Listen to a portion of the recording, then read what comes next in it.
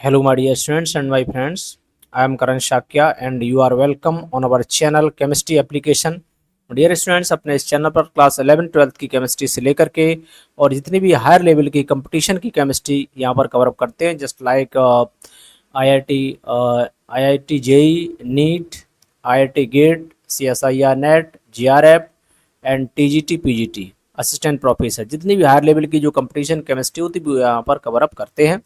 तो dear students, फिलहाल अभी क्लास 12 की केमिस्ट्री चल रही है, जिसके मैंने यूनिट 2 सॉल्यूशन और यूनिट 3 इलेक्ट्रोकेमिस्ट्री बिल्कुल कंप्लीट कर दिया है A to Z, और ये हमारा यूनिट 4 केमिकल काइनेटिक्स चल रहा है।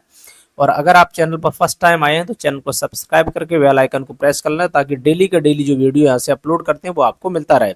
तो चलिए यहाँ पर क्वेश्चन स्टार्ट कर लेते हैं। हमारा एग्जाम्पल नंबर 4.3 है, तो सॉरी एक्सरसाइज का क्वेश्चन नंबर 4.3 है। क्वेश्चन है हमारा, the decomposition of NH3 on platinum surface is zero order reaction. ये कह रहा है कि जो प्लेटिनम सरफेस पर जो डिकम्पोजिशन हो रहा है वो जीरो ऑर्डर रिएक्शन का है। What are the rates of production of N2। तो आपको N2 और H2 के रेट ऑफ प्रोडक्शन पूछे गए, ठीक है।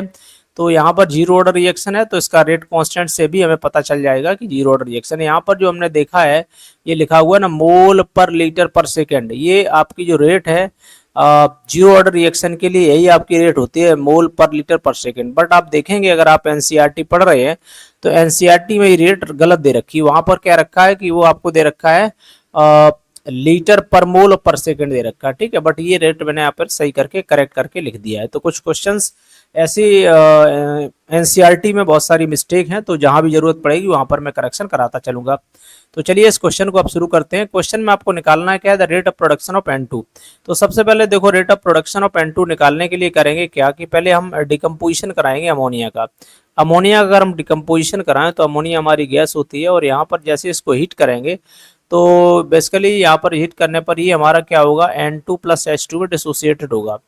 N2 प्लस H2 में डिसोसिएटेड होगा, और यहाँ से क्या करेंगे, बैलेंस करने के लिए यहाँ पर मैंने क्या किया, 2 लगा लिया, ठीक है। अब ध्यान देना, यहाँ इसका अगर हम रेट लॉ एक्सप्रेशन लिखें, क्या लिखें, अगर मैं इसका लिखूं रेट लॉ एक्सप्रेशन, तो रेट लॉ जब एक्सप्रेशन लिखेंगे तो यहाँ से देखो क्या लिखेंगे, रेट लॉ एक्सप्रेशन से पता चलता हमारा कि जो रेट इक्वल टू होती है, रेट लॉ एक्सप्रेशन क्या कहता है, रेट इक्वल टू, और यहाँ पर आएगा माइनस का 1/2, और कंसंट्रेशन जो आएगा d/dt कंसंट्रेशन ऑफ NH3।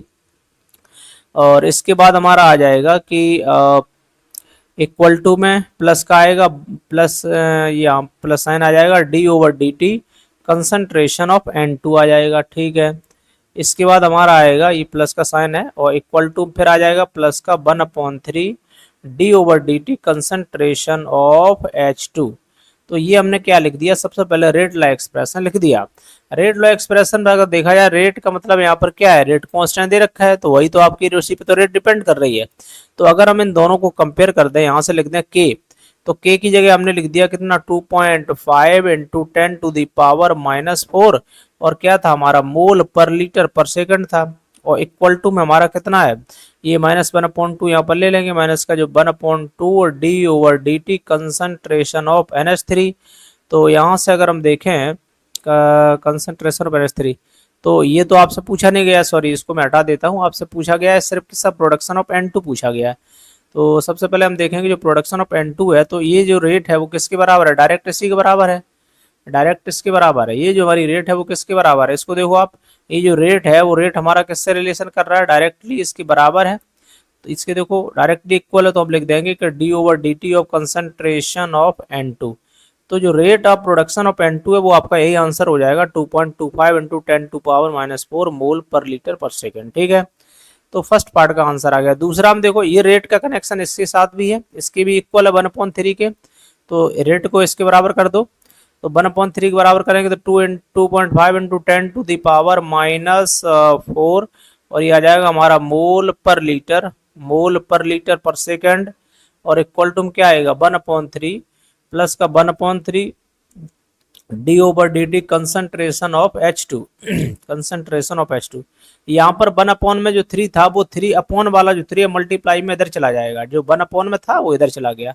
तो 3 का मल्टीप्लाई करो, 3 का मल्टीप्लाई करेंगे तो 3 5 या 15 आ जाएगा, और 2 3 या 6 और 1 7, 7.5 इंटू क्या आएगा, 10⁻⁻⁴, और ये आ जाएगा हमारा मोल पर लीटर और पर सेकंड, मोल पर लीटर पर सेकंड इक्वल टू आएगा डी ओवर डी टी और कंसंट्रेशन ऑफ H2 आ जाएगा। ठीक है, यहाँ से हमने क्या किया, अब ये हमारा आंसर आ गया, तो ये हमारा क्या हो गया, फाइनल आंसर आ गया।